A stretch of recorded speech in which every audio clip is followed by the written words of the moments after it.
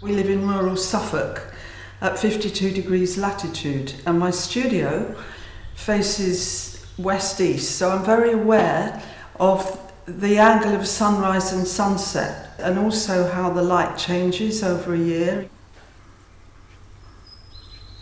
I decided that I would have a look at some astronomical charts and try and find out exactly how the light does change. And it was just full of numbers and figures. I used those numbers and figures to inform this whole installation, the structure of it and the concept of it. So it was a completely new way of working for me. And I didn't really know how it was going to pan out at all. I just decided that I wanted to accept this challenge and go for it.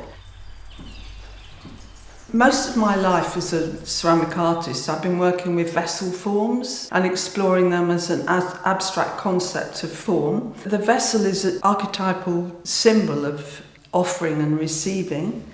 It goes back to ancient times. It's how people first started to carry food around and cook food, and so there's that lineage and that connection. It's also something, a container which contain all sorts of things. It can contain food or liquid, but it can also contain memories. It can have a spiritual significance that I'm interested in.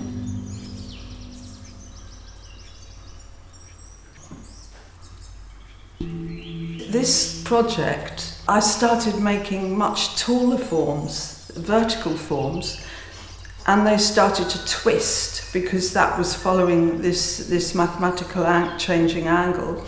And it took me quite a long time to work out how to do it. I went up lots of dead ends, if you like. And eventually I decided on using this elliptical base. And then as I built up, I build my forms with coils of clay. So you roll the clay out into a kind of sausage and then it's flattened. So the form is built up, one above the other, like building blocks. And I started to twist it from that elliptical base. And at first I didn't see very much change, but then as the twist became more extreme towards the equinox and then the solstice readings, I began to realise the twist was really beautiful. I loved it. I loved that twist. When I decided to use this data to inform my project, this data that doesn't really have any emotional input in, how do I make it mine? We're very fortunate to have an acre, and that meadow, it rises up to an ancient oak tree.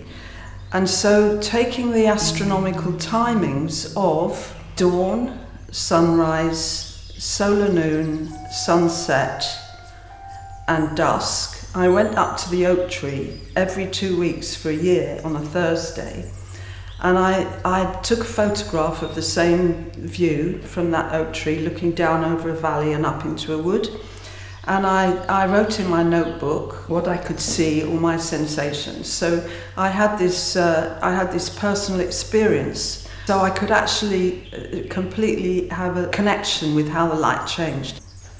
When it was first shown, and people came and they said it's very spiritual, and they were making analogies with, well, Stonehenge, or, also because of the length of it, those two lines, which are quite strong.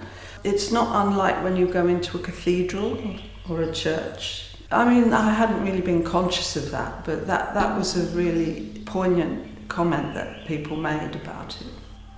The response to your work is very important.